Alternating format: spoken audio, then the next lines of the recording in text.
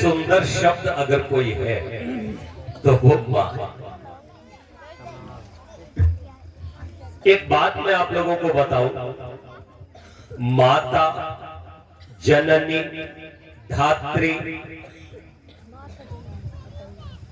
ये नारी को दिए जाने वाले कुछ विशेषण हैं। मैं अक्सर कहा करता हूं, भारत की ये विशेषता है कि हमारी जो संस्कृति है वो सबको बड़ी ग्राह्य है, बड़ी वैज्ञानिक है, बड़ी व्यवस्थित है।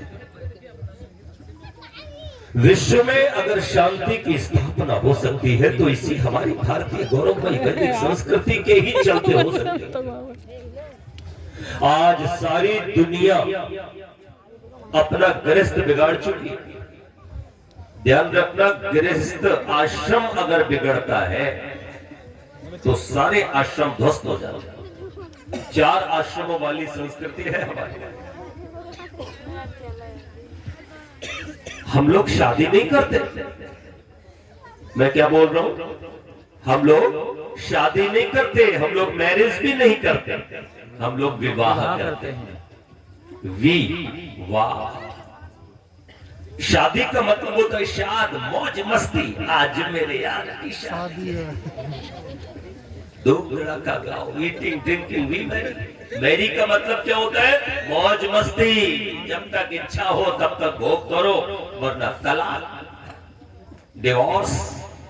ये बीमारी मेरे भारत में नहीं थी।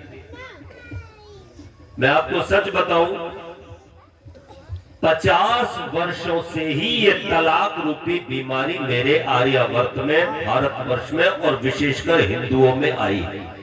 इससे पहले ही बीमारी नहीं। तो आज कुछ खट्टी बातें भी करूंगा, कुछ मीठी बातें भी करूंगा। तो पहले मीठी मीठी कर लेता हूं, है ना? क्योंकि हमारे यहाँ एक सभ्यता ये भी है कि कोई अतिथि आता है तो पहले उसको मीठा मुंह कराया जाता है। तो पहले मैं अपनी बहन बेटियों का मुंह मीठा कराता। मैं निवेदन ये करना चाहता हूं, स्त्री को, नारी जाति को वेदों में, वैदिक संस्कृति में सबसे ऊपर रखा गया है। सबसे ऊंचा स्थान अगर किसी का है तो वो स्त्री का है। गृहस्थ अगर एक यज्ञ है तो इसकी ब्रह्मा, इसकी संचालिका कौन बताई गई है? नारी। स्त्री ही ब्रह्मा बभूवित। आधी दुनिया है ये नारी। और आपकी कितनी बड़ी है जिम्मेदारी, आपने कभी समझा भी अपने आप को? ये कठमूल्य तो समझने नहीं देंगे। ध्यान रखना, दुनिया में सबसे ज्यादा अगर किसी ने इस आधी दुनिया पर जुल्म कर पाया है तो वो केवल मुसलमान है। मैं खुले मन से कह रहा हूं, केवल मुसलमान, केवल इस्लाम। कुरान के अंदर नारी जाति की जो दुर्दशा की गई है वो किसी से छुपी है क्या? मुझे दुख होता है, अफगानिस्तान में अमेरिका छोड़ करके भाग गया, तालिबान शासन आ गया। बेटियां पढ़ती थी, फैक्ट्री में काम करती थी, बेटियां बहुत आगे बढ़ चढ़ करके काम कर रही थी, सब पर पाबंदी लगा दी। अब कोई 12 साल से ऊपर की बेटी स्कूल नहीं जा सकती। इस्लाम कहता है कि बेटियों को, नारियों को केवल 3 काम करने हैं। एक तो घर के काम करने हैं, रोटी बनाओ, साफ सफाई करो, चौका चूल्हा करो, और आदमी को खुश करो और बच्चे पैदा करो। और अगर इन 3 कामों में कहीं तुमने गड़बड़ी की तो तलाक, तलाक, तलाक। अब हलाला करो। ये नई बीमारी। मैं निवेदन करूं, धरती पर कहीं भी किसी भी मत में इतनी दुर्दशा नारी जाति की नहीं। और हलाला भी किससे? आप लोग वीडियोस भी देखते होंगे फेसबुक पर। बाप हलाला करता है, चाचा हलाला करता है, ताऊ हलाला करता है, बेटी के साथ हलाला हो रहा है, बहन के साथ हलाला हो रहा है। इससे बढ़कर के कोई और दुर्दशा हो सकती है? अरे हमारी वो संस्कृति है कि हम अगर अपने गांव की तो छोड़ो साहब, गांव में तो जितनी भी बेटियां होती हैं वो पूरे गांव की बेटियां होती हैं। बोलो होती हैं कि नहीं? अरे किसी की भी बेटी हो, अरे यादव की हो, ठाकुर की हो, अरे हरिजन की ही बेटी क्यों ना हो, पहले हमारे ये संस्कार होते थे। अगर हमें पता लग जाता कि मलुआ में हमारे भाई भूल की बेटी भी आई है तो हम मलुआ का पानी भी नहीं पीते थे। निवेदन करना चाहता हूं कि भाई ये हाँ तो मेरे गांव की बेटी भी आई है, ये हमारे संस्कार थे। लेकिन मैं निवेदन करना चाहता हूं, हमारे को तो अगर हमने कभी किसी के साथ नाता जोड़ लिया और बहन कह दिया तो जिंदगी भर बहन बना के रखा उसको। और हमारे ये वाले, ये मुल्ले, ये चुल्ले, ये तो सगी बहन को शायद छोड़ देते होंगे, बाकी चचेरी, ममेरी, फुफेरी और अपनी चाची को भी अपना ध्यान रखना। ये सब कुछ हो रहा है भाई। तलाक अगर बाप ने अपनी पत्नी को दे दिया तो जवान बेटे ने उससे निकाल दिया, ऐसा खूब होता। मैं निवेदन करना चाहता हूं कि नारी जाति की जो दुर्दशा है और रिश्तों की जो दुर्दशा है वो किसी से छुपी नहीं। और धन्य हो हमारा ये आर्यावर्त और हमारी ये हिंदू संस्कृति, वैदिक संस्कृति, जहां नारी जाति कितना ऊंचा सम्मान किया गया। अरे माता को कहां बैठाया गया? कहा गया कि 10 उपाध्यायों के बराबर एक आचार्य होता है, ऐसे 100 आचार्यों के बराबर एक पिता होता है और ऐसे 1000 पिताओं के बराबर एक माता होती है। मुझे बताओ इससे बढ़कर के और क्या सम्मान होगा माता का? पर ध्यान रखना, माता विशेषण है। संसार की प्रत्येक स्त्री जननी नहीं हो सकती। विवाह नहीं किया तो जननी कैसे हो जाएगी? बच्चा ही पैदा नहीं हुआ तो जननी कैसे हो जाएगी? लेकिन विशेष बात देखो, माता हर स्त्री हो सकती है, क्योंकि माता एक विशेषण है। माता का अर्थ होता है जो निर्माण करे उसको माता कहते हैं। मैं निवेदन करना चाहता हूं, कितनी हमारे देश की ऐसी देवियां हैं जिन्होंने विवाह नहीं किया लेकिन वो माता बच्चों का निर्माण कर। आपसे इस राष्ट्र को, इस समाज को बहुत अपेक्षा है। आपकी जिम्मेदारी बहुत बड़ी है, क्योंकि एक बस होती है, बस मेरी बहन, मेरी बेटियों, समझना मेरी बात। मुझे बताओ बस के अंदर कौन कौन होते हैं? एक तो होते हैं सवार, यात्री कहते हैं जिन्हें, और एक होता है ड्राइवर। कौन होता है बेटा? ड्राइवर। अच्छा, ड्राइवर गाड़ी चलाता है और बाकी सब आराम से बैठे होते। अरे बोलो बैठे होते ना। अच्छा अब मुझे बताओ, शाम हो गई है, रात हो गई, सारे सवार सो गए, जितने भी यात्री वो सब सो गए, लेकिन ड्राइवर जग रहा है। तो कोई खतरा है क्या? अरे मुझे बताओ, कोई खतरा है? गाड़ी मंजिल पर ठीक ठाक पहुंच जाएगी कि नहीं? और सब जग रहे हैं, ड्राइवर सो गया तो क्या होगा? एक्सीडेंट हो गया। गीत गाओगे, एक्सीडेंट पक्का होगा और कोई भी घायल होने से तो बचेगा नहीं। हो सकता है 10-5 मर भी जाए। तो तुम कौन हो मेरी बेटी? तुम गृहस्थ रूपी गाड़ी की ड्राइवर हो। कौन हो? ड्राइवर हो। अरे तुम्हारा पति बिगड़ जाए, तुम्हारा ससुर बिगड़ जाए, तुम्हारी घर के और लोग भी जो है ना, पुरुष गड़बड़ हो जाए, बेटा गड़बड़ हो जाए, कोई फर्क नहीं पड़ता, पर तुम गड़बड़ मत होना। क्योंकि तुम ध्यान रखना, ये सब गड़बड़ हो गए तो भी तुम्हारे चलते ठिकाने लग जाएंगे, लेकिन अगर तुम बिगड़ गई तो सब कुछ खत्म हो जाएगा, कुछ भी बचने वाला नहीं। ध्यान रखना, ये जो पुरुष होते हैं ये तो लोहा लंगड़ होते हैं। लोहा लंगड़, जैसे लोहा होता है ना, तुमने देखा होगा कि लोहिया की दुकान पे जाना, ये बड़े बड़े लोहे की छड़े, लोहे की कड़े सारे बाहर पड़े रहते हैं, पड़े रहते हैं। और हीरा, सोना, अरे मुझे बताओ कहाँ रहता है? सोने के, सुनार की दुकान में। और दुकान में भी एक होता है अंदर उसका लॉकर, उस लॉकर के अंदर, लॉकर में भी जब अंगूठी रखी जाती है तो अंगूठी भी डिब्बी में रखी जाती है, और डिब्बी में भी एक ऊपर पर्स होता है, तो कितनी सुरक्षित उसको रखा जाता है। ध्यान रखना, तुम हीरा हो, तुम सोने के आभूषण हो, इसलिए तुमको कुछ मर्यादा में रखना हम लोगों की व्यवस्था भी है और हम लोगों की मर्यादा भी है। इसलिए तुम अपने आप को ये मत सोचना कि हम इनका मुकाबला करेंगे, हम भी लोहा बनेंगे।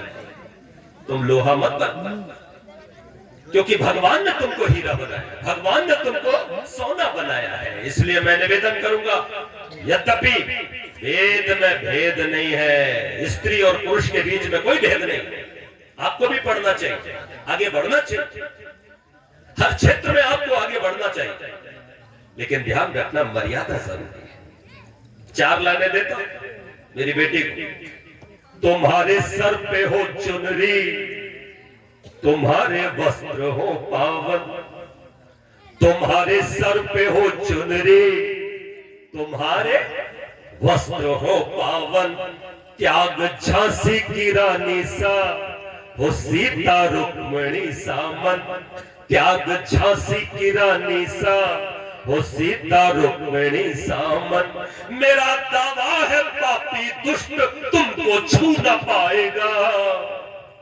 और अगली पंक्ति अगर अच्छी लगे तो हाथ खोलना। मेरा दावा है पापी दुष्ट तुमको छू न पाएगा, लोग सर पर बिठाएंगे जहां में होगा अभिनंदन, लोग सर पर बिठाएंगे जहां में होगा अभिनंदन। मैं निवेदन करना चाहता हूं, आप अपनी शक्ति को पहचानो, पंचमहायज्ञों की रक्षा रही हो तुम। आज कैसे तुम ये अपने पंचमहायज्ञों को छोड़ सकती हो? मैं देख रहा हूं कि मेरी बेटियां, मेरी देवियां इन यज्ञों को छोड़ती चली जा रही। पंचमहायज्ञ क्या होते हैं? और चूल्हे की संस्कृति से आपने इन पंचमहायज्ञों को जिंदा रखा। आदरणीय दयाशंकर आर्य जी और डॉक्टर साहब, आप सुनिएगा, आपकी देवी जी बहुत महान है और आपने खूब देखा होगा कि कैसे ये पंचमहायज्ञों की रक्षा करती हैं। ये गांव की है, ये मलुआ की है, तो क्या हुआ, 5 महायज्ञों की ये रक्षा करती है। महर्षि दयानंद ने ऐसे ही नहीं कह दिया था, अरे ये देश भारत इन क्षत्रिय पुरुषों के व्यभिचार के चलते कब का गारत हो गया होता। अरे वो तो धन्य है इनकी चरित्रवान नारियां जिनके कारण ये देश बचा हुआ। गर्व है हमें अपनी मातृशक्ति का। आज भी आप सीता का अनुसरण कर रहे हैं, कम से कम मेरे गांव की माता बहनें कर रही। एक के भी शरीर पर आप देख लो उठा के, बोलो भारतीय वस्त्र है कि नहीं, बोलो भारतीय वस्त्र है कि नहीं। और तुम जितने बैठे हो, माफ करना, बुरा मत मानना, तुम राम, कृष्ण, शिवाजी, राणा सब कुछ छोड़ा है। अच्छा जल्दी बताओ, सीता मैया कौन से वस्त्र पहनती थी? साड़ी पहनती थी, बिंदी लगाती थी, है ना। और आप जैसे माता बहने बैठी है, ऐसे ही वो वस्त्र पहन करके, आभूषण पहन के रहती थी। त्रेता युग को गए हुए 10 लाख वर्ष हो गए हैं, लेकिन मेरी माताओं ने सीता को नहीं छोड़ा है, कागी को नहीं छोड़ा है, दमयंती को नहीं छोड़ा है। बोलो मातृशक्ति ने छोड़ा है क्या? नहीं छोड़ा। लेकिन तुमने अपने राम को छोड़ दिया, तुमने अपने कृष्ण को छोड़ दिया, तुमने अपने शिवाजी को छोड़ दिया। इसीलिए तो मैं कह रहा हूं कि तुम ड्राइवर हो, तुम मत बिगड़ना। ये भोंदू बिगड़ जाए तो कोई फर्क नहीं, भोंदू ही कहूं। मैं निवेदन करना चाहता हूं, जो अपने संस्कारों को छोड़ा है, बोलो क्या पैंट शर्ट टाई, वो भी टाई भी साथ। ये टाई क्या होता है? ये तो ईसाइयों का एक प्रतीक चिन्ह है। वो अपने यीशु मसीह को इज्जत देते हैं क्योंकि उनको सूली पर लटकाया गया था, इसलिए वो फांसी का फंदा गले में डालते हैं उनको याद करने के लिए। और हमारे वाले कौन से तुम्हारे बाप लगते थे ईसा मसीह? मैं निवेदन करना चाहता हूं, तुमको पता होना चाहिए, अगर नहीं है तो तुमको पता होना चाहिए ये टाई क्यों। अरे मेरे भैया, पैंट शर्ट पहन लिया करो जब अपने कार्यालय जाया करो, लेकिन जब मंदिर जाओ, लेकिन जब सत्संग में जाओ तो अपने भारतीय प्रधानों को पहन करके आया करो। अरे मुल्ले वो भी इंजीनियर है, मुल्ले डॉक्टर है, मुल्ले डीएम है, मुल्ले एक से बड़े एक ऊंचे पद पर है, लेकिन जब वो मस्जिद में जाते हैं तब वो अपने भारतीय परिधान में जाते हैं। एक भी किसी ने पैंट शर्ट में देखा हो तो मुझे बताए। अपवाद हो सकता है, लेकिन नहीं, सर पर टोपी भी होगी, छोटी वाली जाली वाली होगी कि नहीं। और पट्टे 50 साल से ऊपर हो गए तो सबके यहाँ पर वो आ जाता है खुदा का नूर। बकरा वाले जैसे बकरा होता है ना, ये मुझे तो कटवा देते, और ये वाली बिल्कुल सेम बकरा लगते, अरे लगते हैं कि नहीं। लेकिन ये उनकी अपनी मजहब की पहचान है, वो अपने मजहब को सुरक्षित रख रहे हैं। और आप, मैं आपको क्या कहूँ, देख के ना तो तुम हिंदू लगते हो, ना तुम मुसलमान लगते हो, तुम तो पूरे के पूरे ईसाई की औलाद लगते हो। अरे बोलो लगते हो कि नहीं। तो आज एक संकल्प करो और तुम इनसे संकल्प कराया करो। तुम कहना कि हम धोती पहनते हैं, अब तुम भी धोती पहनो, मतलब तुम सफेद वाली पहनो जैसे मैं पहनता हूँ। अरे धोती नहीं पहन सकते हो तो कट्टे वस्त्र पहनो, पजामा कुर्ता पहनो। हमारे साथ ऐसा बचाओ कर हम अच्छो ना लागत, इनसे कही हो तो हमारे साथ जाओ करो, पजामा कुर्ता पहन के जाओ। आज मैं आप लोगों से कुछ कहलवाना चाहता हूँ, आपके हाथ में है इनको तुम्हें बनाना।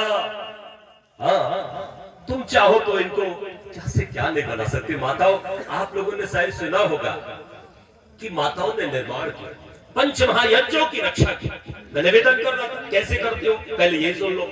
चूल्हे पर पहले त्योहार आता था, कोई भी होली हो, दिवाली हो, कोई भी हमारे यहाँ त्योहार होता है ना, छोटा बड़ा, तो माताएं चूल्हा जलाती थी और पहले जो पकवान बनता था घर में, तो सबसे पहले क्या करती थी, उसमें से पहली पूड़ी ली, थोड़ा मीठा लिया, हलवा, है ना, और भगवान को याद किया, ओ भगवान हम पर अपनी कृपा बनाए रखना, प्रभु जी सदा ही कृपा हम पर बनाए रखना, जो रास्ता सही हो उस पर चलाए रखना। एक अच्छी भावना मन में लाए।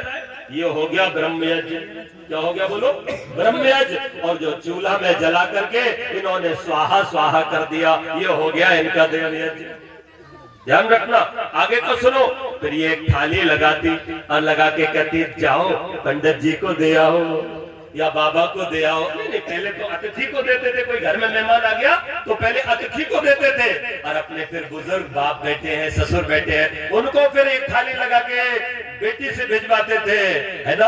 और उसके बाद देखो कौआ को, चिड़िया को, गाय को भी एक रोटी, कुत्ते को भी निकालती है, ये आज भी निकालती है। और जो सबके बाद बच जाए फिर ये खुद खाती है सबको खिला के। बोलो ऐसा करते हो कि नहीं करते हो? अरे बोलो करते हो कि नहीं करते हो? तो तुम मेरी वंदना के योग्य हो, तुम मेरी पूजा के योग्य हो। मैं तुमको नमन करता हूँ, वंदन करता हूँ, मैं निवेदन करना चाहता हूँ। तुमने विपरीत परिस्थितियों में भी मुगल काल आया, ईसाइयों के गुलाम हम हुए, लेकिन तुमने पंच महायज्ञों को नहीं छोड़ा, इसीलिए आज हम बचे हुए। मैं निवेदन करना चाहता हूं। लेकिन आज मैं ये भी देखता हूं कि तुम अगर बिगड़ जाओ तो फिर क्या से क्या नहीं हो जाता। तुम अपने बच्चे को चाहो तो सिपाही भी बना सकते हो और चाहो तो चोर भी बना सकते हो। अच्छा, सुल्ताना डाकू को किसने बनाया? तो तुम्ही में से कोई एक माँ बिगड़ गई थी ना, अपने गुणों को छोड़ दिया और बिगड़ गई। आपने कहानी सुनी होगी कि सुल्ताना डाकू को फांसी की सजा हुई, तो उसको जब फांसी पे चढ़ाया जाने लगा तो फिर वहां के जेल अधिकारी ने पूछा कि तुम अपनी अंतिम इच्छा बताओ। बोले मैं अपनी माँ से मिलना चाहता हूँ। माँ को बुलाया, अभी हाथ में हथकड़ियां थी, पाँव में बेड़ियां थी। तो सुल्ताना डाकू ने कहा माँ मैं तुझसे तेरे कान में कुछ कहना चाहता हूँ। जैसे ही उसने अपना कान मुंह के पास लाई, सुल्ताना ने उसका कान अपने दांतों से चबा लिया। अब माँ खून निकल पड़ा, बिलबिला उठा। बड़ी मुश्किल से जेलर ने छुड़ाया और कहा पापी मरने जा रहा है और अपनी माँ के साथ ऐसा व्यवहार करता है। तो सुल्ताना डाकू रो पड़ा और सुल्ताना डाकू कहने लगा आज मैं जो भी हूं वो इसी माँ के कारण। इस माँ ने माता नहीं बनी, ये मेरी केवल जननी है, इसने मेरा निर्माण नहीं किया। मैं तुमको बताना चाहता हूं कि जब मैं छोटा सा बच्चा था तो मैं स्कूल गया। बच्चों को स्वभाव होता है, बच्चा एक कलम चुरा लाया। क्या चुरा लाया? एक पेन, किसी का कलम चुरा लाया। इस माँ ने देखा था और देख करके बोली अरे जो का ले आओ, कि मैं एक कलम ले आया किसी बच्चे की। चुप्पा दे, काऊ को बताइए मत, चुप्पा दे। अगले दिन में किताब चुरा लाओ तो जाने की अरे वो किताब के लिए आओ कि वह रामदीन के लड़का छुपा था को बताइए।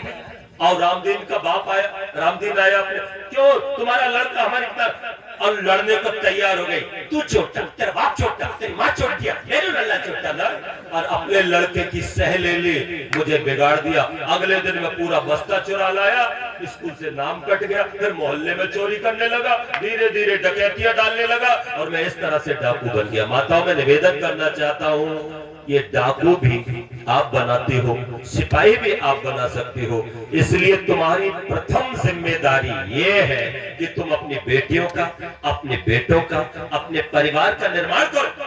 अरे हमारे यहाँ जो आर्य माताएं होती थी, आर्य बेटी होती थी, वो केवल बच्चों का ही निर्माण नहीं करती, वो तो अपने सास ससुर का भी निर्माण करती है। कैसे करती है, कहानी सुनो। एक बार आर्य समाज की बेटी का विवाह हो गया, और हुआ ऐसे परिवार में जो परिवार बड़ा कंजूस था, खासतौर से ससुर बड़ा कंजूस था, एक कौड़ी दान नहीं करता था। दुकान थी उसकी, तो गली सड़क पे खुलती थी, दुकान में बैठ के बैठा रोटी खाता था, और जब रोटी खाता था तो पीठ कर लेता था गली की ओर, जिससे कोई देखे। एक भिखारी आया और कहने लगा, बाबा के नाम पे कुछ दे दो, भगवान के नाम पे बड़ा भूखा हूं, जा जा जा जा भाग। ऐसे कर दिया, रोटी खाई जा, पीठ पीछे वो बेचारा खड़ा। इतने में बहू आई, बहू ने देखा कि कोई भिक्षुक खड़ा है, तो बहू बोली, बाबा जाओ जाओ, हमारे पिताजी ना, हमारे ससुर साहब ना बासी खा रहे, बासी। और ये बाप रे, वो तो चला गया, लेकिन जब रोटी खा के बोला, क्यों नहीं, ये बात बता, तू बढ़ियारी समाजी परिवार से आई है, एक बात बता, मैं बासी कहाँ खा रहा था, मैं तो ताजी रोटी खा रहा था। तब वो आर्य समाजी बेटी कहने लगी, पिताजी सच कहूं, आप बासी ही तो खा रहे हो। अरे तुम बासी ही खा रहे हो, जो तुमने पिछले जन्म में दान किया था, उसी का प्रतिफल है कि तुम्हें ये रोटी बढ़िया मिल रही है। आज तो तुम कुछ दान करते नहीं हो, तो तुमको ध्यान रखना, आगे कुछ भी मिलने वाला नहीं है। उसी दिन में ससुर को समझ आया, और उसने कहा, बहू तूने मेरी आंखें खोल दी, और फिर वो भूखों को भोजन कराने लगा। मैं निवेदन करना चाहता हूँ, वो दान करने लगा, पुण्य करने लगा, जो कभी कौड़ी दान नहीं करता था। तो तुम केवल अपने बच्चों का ही निर्माण नहीं करते हो, तुम अपने देवर का निर्माण करते हो, अपने पति का निर्माण करते हो, तुम अपने सास ससुर का निर्माण, तुम सबका निर्माण करते हो। इसलिए तुम में निर्माण की शक्ति है। मैं बस इतना कहना और चाहता हूं कि मातृशक्ति आपको प्रभु भक्त होना चाहिए। थोड़ा शांत करो। मातृशक्ति आपको प्रभु भक्त होना चाहिए। ममता सा गार्गी आदर्श होना चाहिए। मातृशक्ति आपको प्रभु भक्त होना चाहिए। मातृशक्ति आपको प्रभु भक्त होना चाहिए। ममता संस्कार की आदर्श होना चाहिए। मातृशक्ति आपको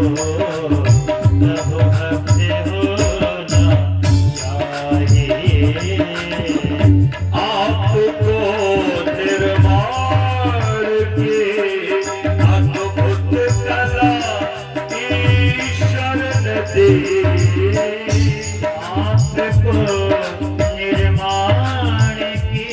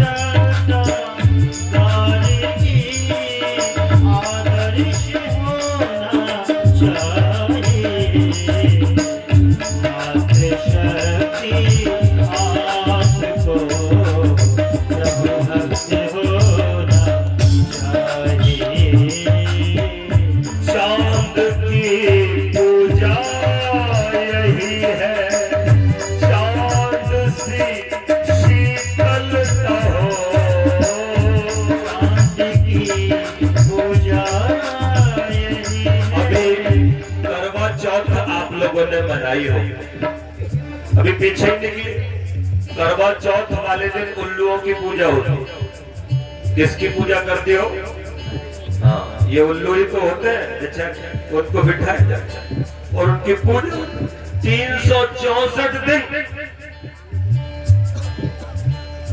क्या होता है यही जानते हैं, लेकिन एक दिन तुम जो इनकी बढ़िया वाली खातिरदारी करती हो। कई बार मैं सोचता हूं, अगर ये 365 दिन हो जाए तो ये 400 साल ना मरे। बोलो मरेंगे 400 साल का? अच्छा बता दो भैया, एक भी मरने वाला है क्या? कितने ताने देते हो, कहाँ गए? हमारे भेड़िया घर गए हो? मैं निवेदन करना चाहता हूँ, चैन से रोटी बेचारा थक थका के आया, इतनी देर कहाँ थे? इतने सवाल पर सवाल, सवाल पर सवाल दागे जाते हैं और अपना बिल्कुल चुड़ैल की तरह घर में रखिए। मैं निवेदन करना चाहता हूँ, 50 साड़ियां होंगी लेकिन वही पुरानी वाली पहने रहेगी रोजाना। एक बार मैं अपने देवी जी के घर में वो अंदर वाले में घुस गया और बक्से पर बक्से रखे थे, उनके पास कम से कम 50 साड़ियां, 100 साड़ियां थी। मैं कमरे में गया तो रोने की आवाज आ रही, धीरे धीरे रोने की आवाज आ रही। मैंने कहा कौन रो रहा है, देखो तो देखा कि बक्से में से आवाज आ रही। मैंने बक्सा खोला तो देखा कि नीचे से आवाज आ रही। मैंने साड़ियां हटाई तो नीचे वाली साड़ी रो रही थी। हमने कहा तू क्यों रो रहे? बोला मेरा नंबर ही 19 साल से नहीं आया। मतलब एक नई साड़ी रोज लाए। पति तो पति मेरा देवता है। निवेदन करना चाहता हूं, देखो उपहार का कोई मूल्य नहीं है। और पतियों को भी मैं कहूंगा कि आप लोगों को भी अपनी देवी जी के साथ कैसा बर्ताव करना चाहिए, जैसा तुम करवा चौथ वाले दिन करते हो उसके प्रति समर्पित रहे। एक दूसरे के प्रति समर्पण होना चाहिए। मीठा बोलो, ये नहीं कि करवा चौथ वाले दिन तो देवी जी बड़ी पूजा कर रही है, अर्चना कर रही है। एक देवी जी अगले दिन आई और बेलन लेके खड़ी हो गई। बोली क्या ये बताओ, जब मैं तुम्हारे कान पैर छू रही थी तो इतने अकड़े क्यों थे? बोले भाई एक ही दिन को तो अकड़ते। मैं निवेदन करूं, हमने एक ऐसी पति दे, अपने एक नौजवान की शादी हुई, वो अपनी पत्नी से बड़ा डरे करे। हमने कहा कि इतना क्यों डरता है? बोले हमारी पत्नी हमको बहुत डराती है। हमने कहा अच्छा तो तुम डरते क्यों हो? तुम एक काम करो, जब भी पत्नी कुछ कहा करे तो ये बोला करो नहीं तो वही मंत्र दे दिया, मंत्र याद कर लिया और गया घर में, कहा कि खाना दो नहीं तो। पत्नी ने सोचा कि और ये तो मारे, जल्दी से खाना दे दिया। पानी दो नहीं तो, जल्दी से पानी दे दिया। ये सोचने लगी नहीं तो करता, ये मुझे डरा रहा है कुछ और भी बात। सवेरे को ठंड का दिन था, इसमें कहा पानी गर्म करो नहीं तो ये बोली नहीं तो तुम्हें ठंड से डालूंगा। मैं निवेदन करना चाहता हूँ, ये मंत्र काम नहीं आता तुम्हारी गुड़की के सामने। तो ये करवा चौथ क्या है वो मैं निवेदन कर रहा हूँ। चांद की पूजा यही है, चांद सी शीतलता हो, आपको व्यवहार को बल देते रखना चाहिए। मातृशक्ति आपको प्रभु भक्त होना चाहिए। सारी चीजों को बीच में से हटा देता हूं क्योंकि बहुत लंबा हो जाएगा। रूप सर आँखों पे बैठाएंगे घर के सब सदस्य, सर आँखों पे बैठाएंगे घर के सब सदस्य। आप सबकी प्रशंसा का हुनर अपना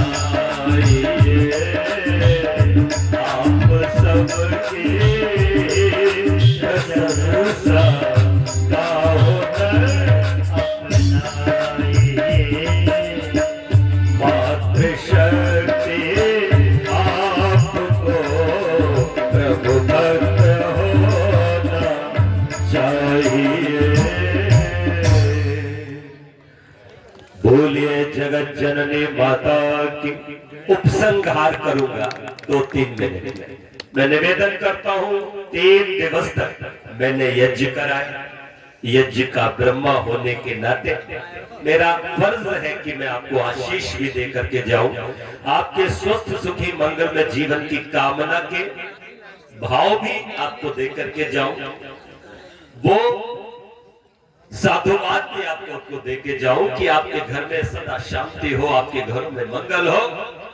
और आगे जब भी आप उत्सव करें तो उत्सव के 3 दिनों में मेरे मलुआ गांव किसी की भी, चाहे कोई वृद्ध भी क्यों ना हो, मृत्यु ना हो। आज भी किसी के घर में मृत्यु हुई थी, मुझे पीड़ा हुई, लेकिन आर्य समाज ने अपना फर्ज निभाया। मैंने सुबह शांतिकरण के मंत्रों से दिवंगत आत्मा को सदगति भी प्रार्थना करके प्रदान करी थी, और उनके लिए मैंने भगवान से सब यजमानों के साथ प्रार्थना भी की थी। मैं निवेदन ये करना चाहता हूँ कि आपके घरों में सदा मंगल हो। इसके लिए मेरी माताओं मेरी 5 बातें मान लो, और 5 बातें। पहली बात यह है, एक संकल्प करो। एक संकल्प करो, हाथ उठा के आप ही संकल्प करना, वैसे तो सब लोग कर सकते हो। नंबर 1, शॉर्ट में कहूंगा, भजन करेंगे। क्या करेंगे? अरे एक बार सारे बोलो, करेंगे। सुबह उठते ही क्या करेंगे? अच्छा, आवाज नहीं जा रही कानों में क्या? सारे हाथ उठाओ, सारी। भजन, भजन का मतलब भगवान को भजन करेंगे। भजन करेंगे, भजन करेंगे, भजन करेंगे, सुखी रहेंगे, सुखी रहेंगे, सुखी रहेंगे। तो भजन जरूर करेंगे। और भजन का मतलब 2 लाइनें मेरी याद कर लेना, भूलना मत। प्रभु जी सदा ही कृपा हम पर बनाए रखना, जो रास्ता सही हो उस पर चलाए। अच्छा बोलो, अच्छा लगा ना मेरा भजन? तो ये रोज भजन करेंगे। बोलो, गारंटी दे रहे हो ना अपने भाई को? दे रहे हो ना? कुछ का तो मैं पिता भी होगा, कुछ का भाई भी होगा, कुछ का बेटा भी होगा। मैं निवेदन करना चाहता हूँ, चाहे बेटे के रूप में मानो, चाहे भाई के रूप में मानो, चाहे पिता के रूप में मानो, पर मेरी बात जरूर मानो। पहली बात, तुम भजन कर सुबह ही उठकर, ठीक है ना? 1 लोटा पानी लेकर के तुलसी मैया पे जरूर चढ़ाएगा। घर में तुलसी भी होना चाहिए, है ना? हाँ, सर्दी आ रही है, 5 पत्ते रोज पानी से निकल जाओ तो फिर सर्दी नहीं होगी, बुखार नहीं आएगा, कुछ नहीं होगा, ठीक है ना? मैं निवेदन करता हूँ, भजन करेंगे नंबर 1, और नंबर 2 हवन करेंगे। क्या करेंगे? हवन। हवन, छोटा सा हवन, चाहे रोज करो तो बढ़िया, लेकिन कम से कम सप्ताह में 1 बार भजन करो। और एक हवन दूसरा भी है, दीप जलाना। शनिवार को तुम केवल क्यों जलाती हो? आज मुझे एक वचन दो कि चाहे सोमवार हो, चाहे मंगल हो, चाहे बुध हो, चाहे बृहस्पति हो, हम रोजाना 1 दिया जलाएं। बोलो, जलाएंगे? अच्छी बात है कि नहीं? तुम्हारे घर में कोई भी नकारात्मक शक्ति नहीं आएगी। भूत, प्रेत, जिन्न, पिशाच, मैं सब बांध के ले जा रहा हूं। तुम केवल दिया जलाने का मुझे वादा करो। बोलो, जलाओगी सारे? हाँ, बढ़िया। पीछे तक हाथ नहीं उठाए तो भूत आ जाएगा। जल्दी बोल, अम्मा बोल, मेरी बहन बोल। दिया जलाएंगे सारे कि नहीं जलाएंगे? Very good, जलाएंगे। और तीसरा, हम अपने बुजुर्गों का, अपने सास ससुर का, सबका वंदन करेंगे। क्या करेंगे? वंदन। एक बार की बात सुनो, हमारे दिल्ली में जाके हमारे यशपाल शास्त्री जी का एक चेला ब्याह करके वहां चला गया, और बेचारे का एक कमरा था, एक बरामदा था, बाथरूम था, वहां पर जाकर के रहने लग गया था। इतने में पता लगा कि कुंडी खटकी। जब कुंडी खटकी तो इनके परिवार के कुछ लोग भी वहां रहते थे, ये बेचारा अकेला वहां रहता था। मैं निवेदन करूं कि जब ये वहां पर टीवी पत्नी देख रहे थे, और हमसे शाम का बज गया था कोई 8:30-9, खाना खा पी के लेट गए। इतने में कुंडी बजी तो इन्होंने कुंडी खोली, हमारे शिष्य साहब ने, और कुंडी खोली तो देखा कि माँ आई थी। अब बोले, सुनो जी, माँ आई है, माँ आई है। इन्होंने टीवी जल्दी बंद किया, चादर ओढ़ी, सो गई और खर्राटे में लगी। अरे माँ आई है, तुम तो भी टीवी देख रहे थे, इतनी जल्दी सो गई? मन में सोचने लगी, बुढ़िया आ गई इसकी माँ, अब मुझे रोटी बनानी पड़ेगी, इसलिए सो ही जाती हूँ। तो पति ने कहा, तुम्हारी माँ आई है, जल्दी से चादर हटाई, तो पहले क्यों नहीं बताया? मेरी मम्मी। तो इतना फर्क क्यों? ध्यान रखना, पति की माँ भी तुम्हारी माँ है, पति का पिता भी तुम्हारा माँ है। तुमने केवल पति को नहीं बनाया, तुमने पति के रिश्तों को भी बनाया। इसलिए निवेदन करना चाहूंगा कि एक संकल्प तीसरा ये भी लो कि अपने बुजुर्गों का वंदन करेंगे। और चौथी बात, अतिथियों का अभिनंदन करेंगे। कोई भी घर में अतिथि आएगा उसको खिला के खाएंगे। ध्यान रखना, अतिथि सत्कार करने का फल बड़ा अच्छा होता है। घर में अन्न की कमी नहीं रहती, धन की कमी नहीं रहती, यश बढ़ता है, मान बढ़ता है। रोटी की आवाज 7 समुंदर पार तक जाती। अगर तुम अपने घर में आने वाले अतिथि को भोजन करा देते हो, जाने कहां कहां गाता है कि हम उनके घर में गए मलुआ में और उन्होंने हमें ऐसी ऐसी रोटी खिलाई, और तुमने रोटी नहीं खिलाई तो तुम्हारी इज्जत बाहर को भला क्यों करेगा। और 5वीं चीज आपको एक काम करना है, और वो ये करना है कि आप रोटी बनाओ तो पहली रोटी निकाल के रखो, एक आध रोटी और निकालो तो अच्छा है। चिड़िया को खिलाओ, कौवा को खिलाओ, चींटी को खिलाओ, आप कुत्ते को खिलाओ, गाय को खिलाओ, मतलब कोई भूखा प्यासा भी आ जाए उसको दो। एक मुट्ठी आटा रोज निकाल के एक डिब्बे में रखा करो, 2 किलो हो जाए तो किसी गाय पालने वाले को दे आया करो। गौ भी हमारी माता है, ध्यान रखना, गाय बचेगी तो हमारी धरती बचेगी और हम बचेंगे। ध्यान रखना, आरोग्यता के लिए गौवंश बहुत जरूरी है। और अंतिम बात ये कि बेटी ब्याओ बहू पढ़ाओ, ये मेरा एक आंदोलन मैं चला रहा हूं कि हम लोग आज बड़े लेट अपनी बेटियों का विवाह कर रहे हैं। शहर की बात है इसलिए गांव में मैंने ज्यादा इस पर जोर नहीं देना, आप लोग तो टाइम से कर रहे हो, लेकिन ये धीरे धीरे बीमारी गांव में भी घुस रही है। 25 साल से ऊपर की लड़कियां हो रही है, 30 साल की लड़कियां हो रही है। क्या बना रहे? कैरियर बना रहे, कैरियर बना रहे। विवाह की सही उम्र है 18 से 24 साल। मैं निवेदन करना चाहता हूँ, कैरियर की चिंता ससुराल पे छोड़ो, बेटी ब्याओ और बहू आए उसे पढ़ाओ। अगर वो पढ़ना चाहे तो उसको पढ़ाओ। तो ये थोड़ी सी चर्चा मैंने आपके बीच में रखी, मातृशक्ति आप सबके लिए। और यहाँ उपस्थित अपने सभी आर्यभद्र पुरुषों को, सज्जनों को, बच्चों को मैं बहुत बहुत साधुवाद देता हूँ और भगवान से प्रार्थना करता हूँ कि आप सब यशस्वी हो, वर्चस्वी हो, तेजस्वी हो, श्रीमान हो, शतायु हो और दूध हो, न आयो पूतो फलो। यही मंगल कामनाएं देकर के अपनी वाणी को विरमित करता हूँ। ओम स्वस्ति स्वस्ति स्वस्ति। बहुत बहुत धन्यवाद, कृतार्थ कर दिया हमको सबको आपके उद्बोधन ने।